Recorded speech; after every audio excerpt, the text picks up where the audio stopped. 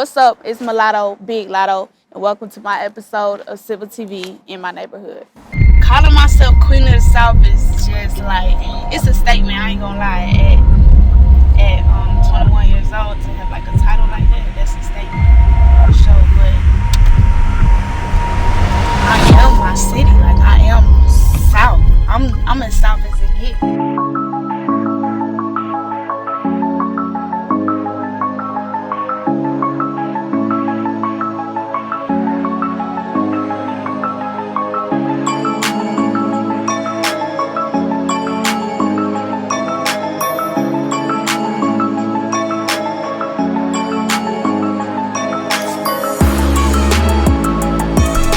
Clayco is like everything to me, like as an artist, as a woman, as just a human being. Like we say Atlanta as a whole, but like more specifically Clayton County is Clayco. It's kind of separate from Atlanta as a whole. Like country hood, like we got our whole own little swag. Like everybody rap, everybody do some. It's a lot of people that made it out of Clayco. I want to. Okay, we at Skate Zone. Skate Zone is where it went down. Like, this your first experience of, like, parties. I think the first time I came to Skate Zone was, like, 12 years old. This definitely was the kickback place. Like, after school on a Friday or on the weekend, Saturday, we at Skate Zone. We asking somebody mama to come drop us off at Skate Zone. So, like, we would bring these, like, sweatsuits and like wear like big clothes, and we'll have like booty shorts underneath ready to twerk on. Like, if you're not from Clayco, you would think, oh, it's the skating rink on the weekend. It's not a skating rink. Like, they'll be skating, then at a certain time, I can't even remember what time, but at a certain time, the DJ will be like, all right, y'all know what it is. Y'all come on the dance floor, and they playing twerk music, like 11, 12, 13 years old. Twerking music, it turned into a club. That's really ratchet as hell now I look back at it. Stop Lake Mall is the only mall in Clayco. So this is where everybody went. If you don't go here, then you're going to like Lenox or something that's like far out. So this is like right up the street. The first time I came here, after like I was popping, I probably they came in like Foot Locker type, like Champs, and just bought all the shoes. But me, my sister, my mom, and my daddy. I shop here before I even like had money type shit. Like, we'll just come up here and just kick it. Like, just be window shopping up here with our friends. Or like when you beefing with somebody, be like, meet me at Stop Lake, girl. What? My go-to spot would be, they got Jimmy Jazz in here for shoes, like Foot Locker, all that, like Champs, all that for like the new Jordans. I used to wait in line here for the Jordans, period. This is a little boutique store, all the little cheap clothes, but still cute, still fly. I blew. I'm coming in here spending the whole $100. Not racks. When was the first time you came back? This place done changed a lot. Oh, Claire's. This where I got my ears pierced. This where I got all my ears pierced. I used to be obsessed with ear piercings. But it was the lady right here. I can't even remember her name. But it was right here. It's gone now. But it was the Asian food spot. And she was cool as hell. Like, it was this thing that had went viral on the internet. It was like, you ain't even from Clayco if you don't know her. She seen me like come here as a kid. Then she seen me like get famous, because like when I would come here, people would be asking me for pictures as I got like bigger. Hey, look, she in her bunny still. Girl, get up. It's the middle of the day, get up. And she'll be like, because she didn't know I would rap, whatever. Then I had to tell her, show her my Instagram, so every time she see me, she'll be like, oh shit. Like, yeah. I don't even remember her name. I hope you're doing good. Early on, I learned to like be patient, because I was independent this whole time. I've been rapping since like 8, 9, 10 years old. Ain't nobody hustle harder than an independent artist, for sure. Like, you gotta believe in yourself when everybody telling you to find a different route or get a real job. I always got underestimated, like overlooked, doubted. I had to make people believe in me because they did. Like, I was a part of the rap game before it was even called the rap game, before it was a competition show, before JD was even a part of the show. I was already casted for it. So, like, I think people perception of the TV show gets intertwined with the actual, like the reality, like the TV show and like the reality of the situation was two different things. It's entertainment and real life. Entertainment wise, yeah, JD found these kids and gave them this huge opportunity, da da da. But in real life, that's not how it went. Not signing that deal, I wouldn't have changed that. Like it wasn't even nothing towards JD or So Def. It was more so like in general. I was a kid when I won the rap game. I was 16. Then by the time it aired, I was 17. So I'm not even a legal adult yet. So that's not something that I wanted to just jump into until I understood like the ins and outs of a record deal.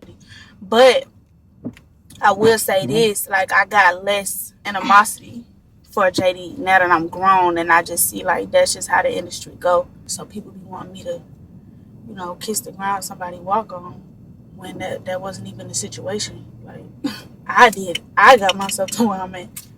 Me, my family, the producers of the rap game, the people who casted me, and that wasn't even the rap game. They wouldn't have even reached out to me if I didn't have my social media following and like already be making moves in my city.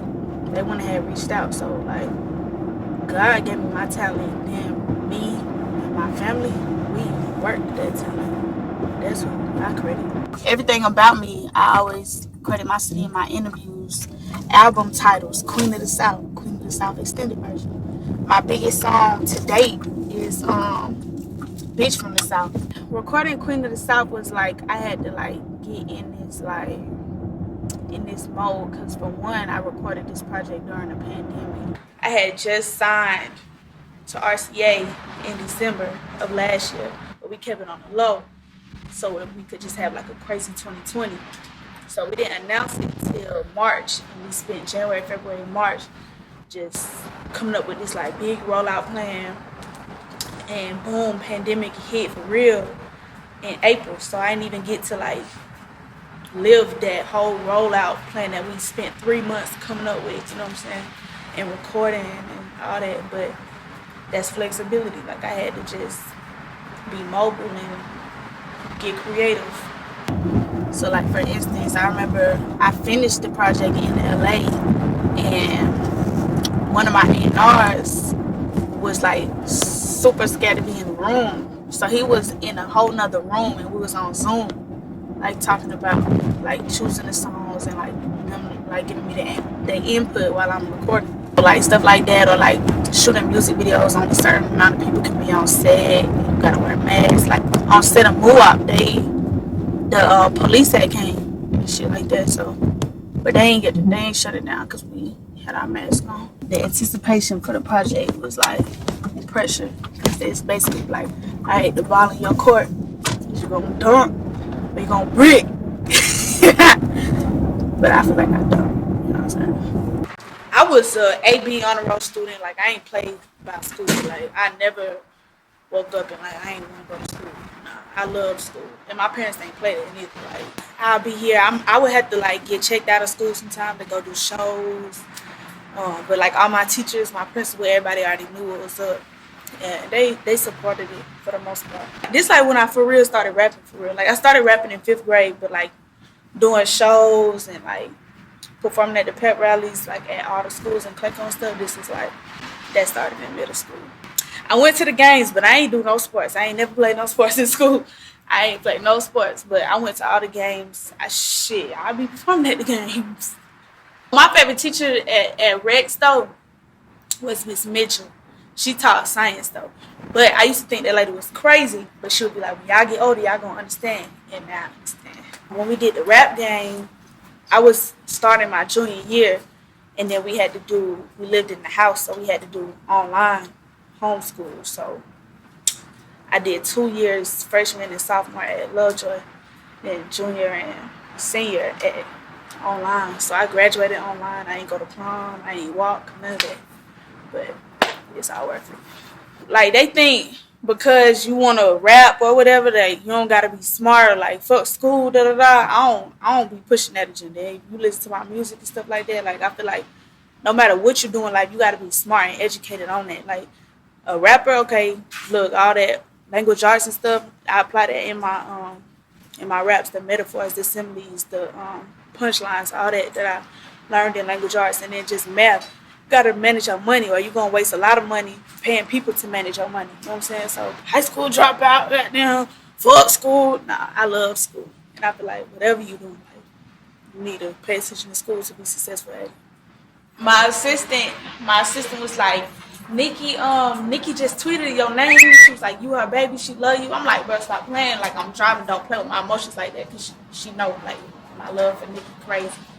So she was like, no, for real. So she sent me the picture. I'm like, bro, I gotta pull over. I'm crying. And then I had got on Twitter. I'm like, y'all, Nicki Minaj know who I am, party on live right now. So I go home, I run in the house, and I go on Instagram Live. When I tell you I stood in line for Pink Friday, cut my hair in the bang, had the Barbie chain, pink dye, all that, like, real bar. Being a female in the game already hard enough, so it's like we can relate to each other's stories. Like, only like female rapper to female rappers, you gonna understand the struggles of it. When we collaborate, or like we little things like follow each other on Instagram, like comment hard eyes on each other pictures and shit, it just changed the whole like female rap beef agenda. It erased that whole like we all competing for one spot stigma that the industry or like blogs create for us.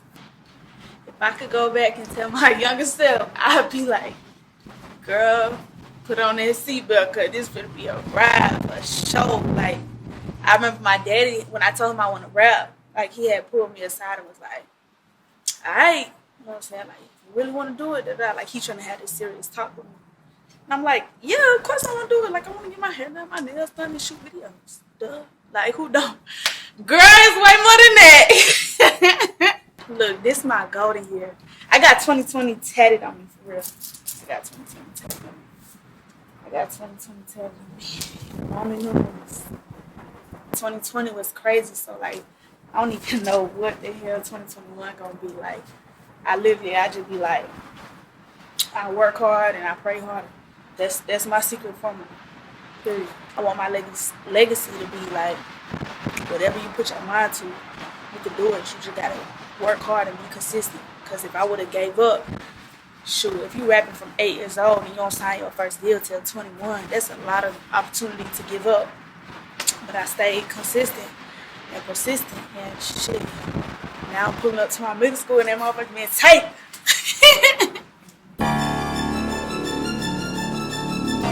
Latto is like the artist. Big Latto. Shit, that's Clayton. So